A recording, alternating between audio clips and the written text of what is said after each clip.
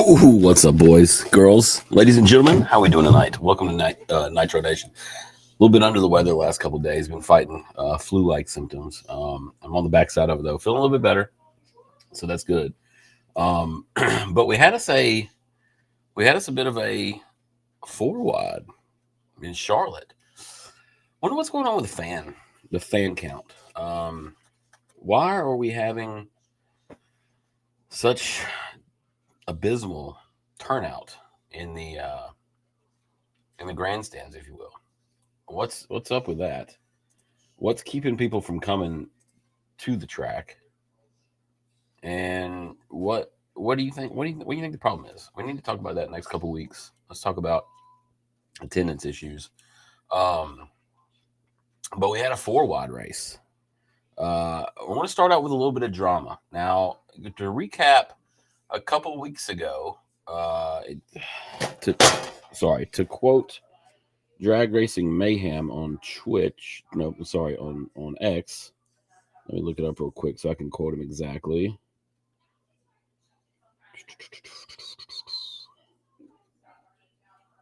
Let's see here.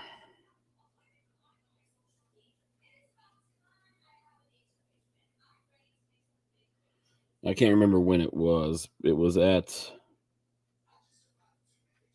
2 weeks ago. Sorry. 2 weeks ago, they went back and threw out Tony Stewart's qualifying run. And says, listen, we're professional motorsport, and we can't put out a statement when a driver gets a run DQ'd. The fact this happened at last race and nothing was said is crazy. What are we doing? I couldn't agree more. I could not agree more. Why are we not putting out a statement? Why was it like we knew there were beadlock wheels on Erica Ender's car like pretty much instantly, right? Why are we not? Why are we holding off on the disqualification for Tony? I don't know, but let's get into what Antron said. This is a little bit interesting here. I don't know. I don't know. I need to get more clarity on it either. It's just we know from a standpoint on the pro side that the TSR team with Tony Stewart had some unapproved device on their car and got kicked out, and we just don't know what it is. We just like to know what it is and what it did and what it does. Just a little bit more clarity on it, and that's what makes this sport what it is how close this competition is and all the hard work that we spend money testing, making our vehicles go up and down the racetrack, and we just want to keep a level playing field for everybody. And Tony, you did just tell me that you have heard what Antron Brown said at the top end and unimproved devices for Tony Stewart Racing. What is your response to that? There's nothing going to be on this race car that we absolutely know that we are doing the wrong thing. So everybody and every sanctioning body and every form of motorsports takes the rule book they're given and looks for the gray areas and tries to find how to maximize everything they can do. And every team in here does that. So, but I can promise you, we didn't have anything on this car that we felt like was just blatantly illegal. So I appreciate Antron's passion and everybody else in this pit area, but they can come tear this thing down anytime they want. They're more than welcome to it, but I just wish Antron, if he was that upset, he'd have came and talked to us about it. But little beef with Smoke and Antron, huh? I don't blame Antron, actually. I wouldn't go talk to Tony about it. I would make the same statement as Antron, because like that's like it shouldn't take we should have a statement. Like I have no idea. Like I do an NHRA show, and I have no idea what I have no idea what the DQ is about, other than an unapproved device. I don't know. I don't know what. I don't know if they were running some sort of data acquisitioner. I don't think you can run those during the run, if you will. I'm sorry, not during the run, but there's types of data acquisitions you can run and certain types that you can't run. I don't know. Maybe if they're, I have no idea. I don't know. I'm not even going to speculate, but let's take a look at what happened. So we're going to go Friday through qualifying a little bit. We had a couple of explosions in the funny car ranks. Ron Capps, Paul Lee, big time explosions for Capps. Capps, half his body just absolutely disintegrated when that thing let go. Let's take a look at what happened with qualifying. This is motorcycle qualifying.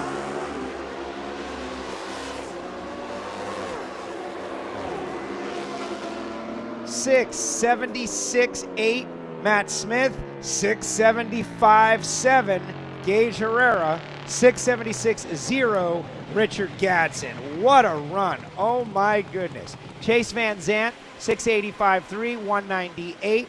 Not with the others, but the top three are within thousandths of a second. Okay, so we had Gage Herrera qualified on the pole. Hey, nothing. I just love to imagine if F1 or NASCAR pulled something stupid like this. Yes, I completely agree with you, sir. I completely agree with you. The sanctioning body shouldn't be waiting that long. Yeah, you're just gonna get highlighted all night, man. But golly, I don't know what happened to Gage. I didn't get to see the first round. I was like I said, I've been sick the last couple of days. I was struggling. But he put it on the pole and then got taken out in the first round. I don't know what happened to him, but he was really late and really slow. So obviously he because a 1 took down a 16 took down a 1, which is crazy. But I've been watching some of these 4-wide are playing havoc on some of these guys. You'll see it later in our pro mod final. And we had 3 cars. 1 car didn't stage. 2 cars left before the tree was activated. And the car that won red lighted. So crazy pro mod final. We're going to get into it, but that was qualifying for bikes and pro stock qualifying. 972 down low for Dallas. The Rad Torque System Camaro on a pass. There's the 53 we were talking about. 653.5, 209.69, and Dallas Glenn is your new #1 qualifier. All right, here we go. Brittany Force, baby. She could. All right, so here's I got a couple names for you. Ryan Newman, Matt Borland equals Brittany Force and Dave Grubnick. Changed my mind. Bad fast in qualifying, but for some reason eliminations just seems to be their bugaboo. Stupid fast, but when it comes to eliminations. Yes, I did. God Squad, we did. It's good. It's a good time to talk about that right now. So yes, I did hear about Elite buying in Top Fuel. Tony Stewart's actually going to be driving that car next year, and Leah Pruitt is coming back into the TSR car. So Tony's moving out and moving into a different car, different team, and Leah's moving back into her seat before they decided to start a family. So yes, I did see that. Big moves. That's good. That's really good actually. But let's see this pass.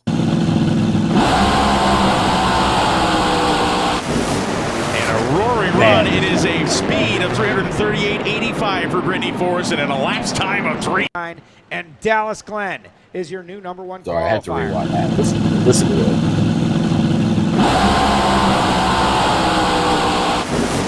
And a roaring run. It is a speed of 338.85 for Brittany Force and an elapsed time of 3:69. 3:38. Imagine looking at a 338 and thinking, man, she slowed down a little bit. What's the deal? She was going 343 last time they were here.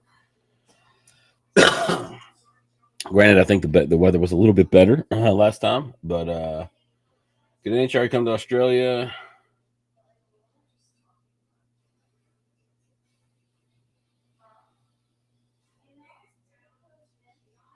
Drag racing is huge in Denver. Hey, David Grubnick, the Denver. I called you Denver. Drag racing is huge in Australia. David Grubnick, the crew chief of Brittany Force, Aussie Dave, as they called him. He's a top fuel driver. They love drag racing down there. Let's see here that JFR top fuel car is getting a top 5 driver next year. They'll be champions, contenders. All righty. Alrighty, they've got the tune, they've got the speed. There's no doubt. We'll see what happens. We'll see what happens. 9.8. She found the 60s and the only one to do so. Coletta just 2,000ths behind her at 370 flat. Then it's Milliken at 373 and Torrance slid in the middle at 372. Great run by all. Brittany Force, the #1 qualifier.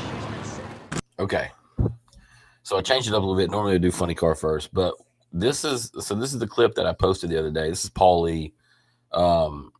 His explosion in funny car. Matt Hagan puts him on the pole here. And this is going to be 3-12. Big fire for Paul Lee. Lee's car erupts in flames as he goes across the racetrack, and now he's in front of JR. Todd has avoided him. Now he's coming back across the drag strip as he is trying to manage this, and JR Todd has managed it perfectly as well. No contact made, but my goodness, a scary move. Hagan goes 389, Lee on fire goes 393, and Todd did the same thing. I wish I could see the in-car from JR Todd, because I'd like to see him going down there like, which way is he going? Which way is he going? Left, right? Which way? What do we do? But that's a heck of a driving job. That's a lot of stuff going on inside that car, especially with the body still contained. That's a lot of everything that gets up in that cockpit, smoke and everything. And it's really hard to drive it. You'll see here in a little bit. The next clip coming up is John Force. John Force is Ron Capps. I just looked at JFR on your comment, Drag Race Mayhem, and I said John Force. I don't know why, but Ron Capps, he had to drive the piss out of this thing. You watch the body just disintegrates from about the front wheels back. It's just gone. But watch how he has to drive this thing. Big choice right now. Red light for Tasca. Oh, Brock Capps just blew the body off that GR Supra. Look at this. It's going to be Wilkerson and Brock into the finals, but Ron Capps just leveled driving it. That Toyota, and I mean leveled it. Boom. Those are the parachute mounts sticking out the back. They look like rear view mirrors coming off that Toyota. And Ron Capps has the first convertible nitro GR Supra in history. I mean, that thing just sheared the body in half. And Ron's going to be able to climb out that race car in a much easier sense than he was ever hoping to be able to do. A massive concussion in lane 4 and a wave to the stands to let everybody know he is all right. Look at that thing. It's just absolutely destroyed, mangled. I can't imagine the concussion inside these cars when that thing decides it's time to let go. I mean, you're sitting, you got a ticking time bomb right in front of you, and it decides it wants to blow up. That's got to just feel ungodly. I don't even know. What remains of the back of that body. Okay. All right, so that set our ladders. We got Gage Herrera, top of the charts in Pro Stock Motorcycle. We had Dallas Glenn, top of the charts in Dallas Glenn, top of the charts in Pro Stock. Funny car, we just saw Matt Hagan put it on the pole, and no, I'm sorry. Yes, Matt Hagan put it on the pole, and in Top Fuel, it was Brittany Force put it on the pole. Fair to bring up the tethers again. Let's take a look, because I don't. So, Capps just leveled that Toyota, and I mean leveled it. Those are the parachute mounts sticking out. See, this is what I don't understand. mayhem. So you can help me school me on this. The tethers are to keep the body from flying into the stands. To me, it looks like the tethers did a fairly good job of at least keeping it contained, if you will. Like, obviously it blew back, but I feel like the tethers might have helped it stay where it needed to be. You know what I'm saying? I think they need to work on it more. What I don't like, what I'm really afraid of, I'll be honest with you, is when, and I've talked about this a long time ago with my dad, when these funny cars blow up and there's a half a nose on the car left. That's one of my fears, is that, to me, that's like creating a, if they're going down there and that thing's on fire, they still got a half a nose. I don't know. It just seems like that's just creating just the funnel right to the driver's compartment. I wish there was a better way, but I mean, we're talking about nitromethane.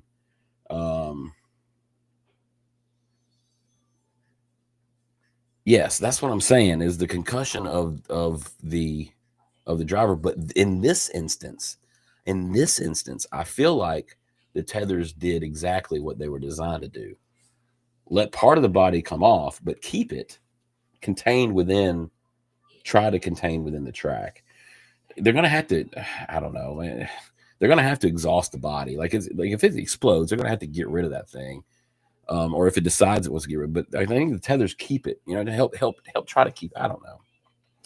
But I did hear Matt Hagan severely upset about him last week or a couple weeks ago. The body off that GR Supra. It's going to be Wilkerson and Brock into the finals, but Ron Capps just leveled that Toyota, and I mean leveled it. Those are the parachute mounts sticking out the back. They look like rear view mirrors coming off that Toyota. And Ron Capps has the first convertible Nitro GR Supra in history. I mean, that thing just sheared the body in half. Nah, the body actually went outside the track. Ron's going to be able to climb out I don't know. that race car in a much easier sense than he was ever hoping to be able to do. A massive concussion in lane 4 and a wave to the stands. All right, we're going to go to the let everybody know final he's all right. That's what remains of the back of that body. Okay. So this is what I was talking about earlier when I said that the 4 wide were really screwing some people up. If you notice these two guys here, I want you to keep your eye on the middle lane, the black car in the middle lane here. Because I think he whirled way too far and got out of the beams. I don't know, though. Watch how he stages. Here we go, baby. Ready to get in. Watch the New Yorker getting into the left lane. Fast in, fast stage. Gotta get in there. He's in. Lights are down. A sleeping nap for Mike Castellana. It's over, Joe. It's over. Two guys leaving before the light's over. Billy Banica wins it. Mason Wright rolled through. So Mason Wright rolled through the beams. Apparently he was looking at the wrong tree. I'm not real sure. But these other guys, get rid of this here. But Castellano left before the tree was activated. Mr. Frigo left before the tree was activated. And Billy Banaka red lighted by 0.0 or 0.366. So like way red. The tree barely even came down. I don't even know if it really came down on him. It was activated. So you had 4 disqualifications in one pass. But 1 winner. Crazy. Oh, man, I just did that. There we go. Getting into the left lane. Fast in, fast stage. Gotta get in there. He's in. Lights are down. A sleeping nap for Mike Castellana. It's over, Joe. It's over. Two guys leaving before the light's over. Billy Banica wins it. Mason Wright rolled through. And Sidney Frigo and Mike Castellana both left before the tree after Mason rolled through. Billy Banica wins it on the starting line. Castellana obviously took green to get second, right? No, I think second just flashed. We're going to have to go back and look at who rolled forward first to figure out who the runner-up is. Unbelievable final round in Pro Mod, Al. Billy Banica wins his first NHRA race. And Billy, you just said it's completely worth the wait. I hate we had to make you wait a little bit longer to hold that first career Wally here in Pro Mod. How memorable will this final be for you, Billy? Oh, it's very memorable. It's a little screwed up, but I thought I'd lost, really. But I think the whole deal was a mess up, but it worked out in my favor. I'd like to thank my wife. And how often you see 4 drivers totally screw it up in the final round? You know what I mean? Like, all 4 of them completely messed up. This guy just messed up a little less. For being here. Brandon Stroud, my crew chief, and my whole S&B family at home, and my kids, and my whole crew. They did a great job. And thank you very much. This class that has been the chaos. Love to see it. All right, so let's see here. Pro stock motorcycle. So we had in the final round, we had Richard Gazin, Angie Smith, Gianna Evers, I can't pronounce her last name, and Matt Smith. Angie and Matt Smith, husband and wife, by the way. But again, Gage Herrera lost in the first round. Really kind of not like him lately, but you know, if you don't make the right pass, you put on the trailer. Machine all day long, and it's only fitting that they round us out here at the 4-Wide Nationals.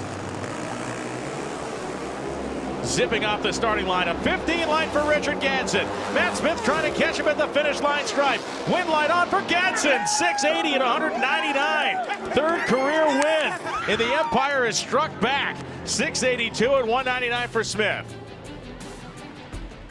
And it was Richard Gadsden versus 3 Matt Smith Racing bikes in the final of Pro Stock Motorcycle. But I think also key was your teammate Gage Herrera was out in round 1. How huge of a day was this for your championship hopes? Selfishly, it was a huge day for me. You know, it's not often he goes out early, so I was able to capitalize on the points. But, you know, it didn't really feel that great being the only Lone Ranger against all 3 MSR bikes. But it gave me a little extra motivation. I wanted to bring it home for the home team. Matt got me last week in my hometown. I wanted to get him back in his hometown. Wanted to thank Vance Hines, Motul, Revzilla, Suzuki, CP Carrillo. This is all for you guys. I just want to say, going back to his first interview at Bristol when he won the Wally, he seems, you know, now he's got, this is his third, so he had a win in between. But man, he's seen his interview technique, or his interview has gotten way better, way better. Let's take a look at the Pro Stock final. All right, so we got 2 elites versus 2 KB Titans. We all know that it's really really and truly it's a 2-horse race to the finish here in Pro Stock points wise. It's almost, I mean, it's still a 2-horse race, but it's almost just Dallas cruising at this point. But let's take a look at here.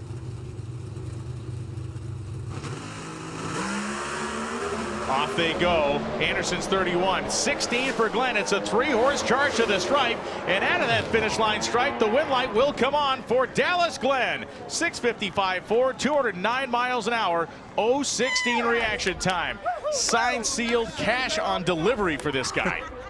And there's that 6th Wally on the season, and here's that time slip. Best reaction time, best run of that quad. And Dallas, Brian and Tony were talking about how safe you'll feel going into St. Louis. 79-point lead, I think. Breathe better. Are you there? No, not there. Not until they hand me that trophy. I'm not letting up one bit. I barely squeaked by on that semi one the last round. And I knew I had to go up there, and I was like, oh, just come on, one good light, one good light. And I tried to make a little pedal move, got light on it, and hit it. Yes, thank you, Rick Hendrick. He called me last night and said, hey, if you win the race, that bonus is yours. So thank you, Rick Hendrick. Thank you, Rad Torque Systems, Summit Racing, DPF Parts Direct, Jesse, everybody at KB Titan. They were working their butts off. And thank you, NHRA, for giving us an awesome, safe facility and all the fans that are coming out. This is, I love 4-wides. Man, he won it last time too, right? He's got the 4-wide down. He's got the 4-wide down. Let's see here. What do we have? So our funny car final coming up here. Chad Green, Matt Hagan, Austin Prock, Daniel Wilkerson. No surprise that Austin Prock made it to the finals. He's just kind of been doing that all year, man.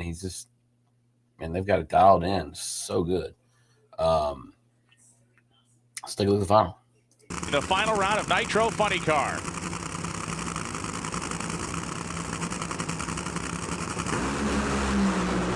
Red light start for Green. He's out of it.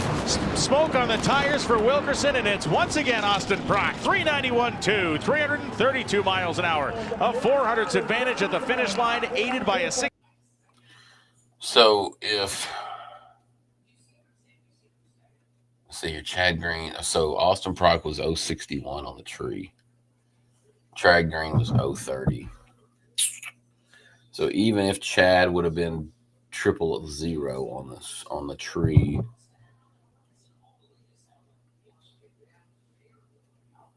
it wouldn't have mattered, because Austin Prock went at 391 with a 2. Chad Green went to 395 with a 9. 391 with a 2 to a 395 with a 2 is 300s. Then you got to add 7 more thousand. So even if he would have been 000 on the light, he still would have got beat by 7 thousandths of a second. So he was not disqualified, but oh, God Squad, yeah, oh yeah, they're hauling. You ought to see the mountain motor quality. You ought to see the mountain motor pro stockers. They're running 220 mile an hour, 800 something cubic inch motors, man, huge. 61 reaction time.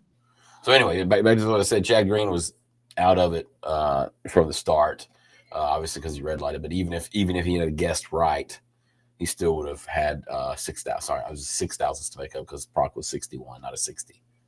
Proc gets it wire to wire, and I don't know what's wrong with him as far as his sickness goes, but if he feels this bad for the rest of the countdown, everybody's in trouble. He was absolutely committed to getting those boots off. And Austin, we just talked about your 20th career Wally in the National Hot Rod Association and your 8th win this season. But the story of the day was you racing under the weather. Where did you find the antidote today? Oh, I don't know. I just love driving this race car, and you just got to turn everything else off in your life when you have to come out and perform for all your sponsors. So, Mr. H, another Wally from Charlotte coming home to you. He asked me to get him one yesterday, and we delivered. So that's really special. But this weekend, I'm going to have to buy another trophy. Mila Proc, we entered a new niece into this world. My brother Thomas and his wife Hallie had a beautiful baby girl. I can't wait to get home and meet her. I didn't get to meet her. I had to come out here for media early. So, woo! Drag Racing Mayhem, I agree with you. I completely agree with you. Just when the lights come on, man, they get it, right? They know what they got. They dance around and qualifying a little bit to try to figure out exactly what the track's going to be doing. But man, once it comes to elimination times, Jimmy Proc. Now I'm giving some props to the tuner here. Jimmy Proc knows what the fuck he's doing. And he's got that thing dialed in. I mean, dialed in. Let's take a look at the Top Fuel final. Final round, 4 wide. Countdown race 2 and Top Fuel. Ripping off the starting line, Ashley at 043. Huge explosion from Milliken, and they go across the finish line stripe, and the winner of the drag race is... Well, so there you go. Doug Kalita and Justin Ashley both run 378 with a 4. Doug at 332 mile an hour, Justin at 329 mile an hour. But Justin had an 043 light to Doug's 068. That's all the difference. That's 25 thousandths of a second. You know what I'm saying? So you gotta be there on the starting line. I think I read Drag Racing Mayhem's content earlier today, where it was something about well, we have the 2 numbers we got to worry about: ET and RT. ET and reaction time, elapsed time, reaction time. Speed is cool, speed is great, but speed doesn't win your races. Reaction time and elapsed time are your 2 key numbers in drag racing. The quicker you can get off the line and the quicker you can get to the finish line, the better you are. It has nothing to do with how fast you can do it. It's all about how quick you can do it. There's a difference between fast and quick. You can be fast all day, but I'd rather be quick. Justin Ashley, 378.4 at 329 miles an hour. He beat on a whole shot. Coletta ran an identical elapsed time. It was the 43 beating the 68 light of Coletta. Your crew chief just said even if you're racing 3 other drivers, he knows that you're going to beat all of them at the starting line. And Justin, you guys have wanted to be in this moment and be competitive in the countdown. Are you there? Yeah, for sure. It's a long countdown. We got plenty of time to go. There's a bunch of really good cars out there, but right now we can only control what we can control, which is taking it one lap and one race at a time. And I know that it's cliche, but the fact of the matter is it's true. We have to take care of business and then let the points take care of themselves. So great job to Mike, Tommy, our whole Skag Power Equipment team. The thing's been riding like a turf tiger, so straight, so smooth. So they did an awesome job. Thanks to all our dealers and distributors that are here with us this weekend. Everybody from Toyota, RCN Capital, Mac Tools, Mobile One, Kato. It takes a team, and today we did it as a team. A 4-wide win, a countdown win. It doesn't get any better than this. Guess your light. I saw it was a 43. I got you. I spoiled it. I wish I didn't see it. Thank you.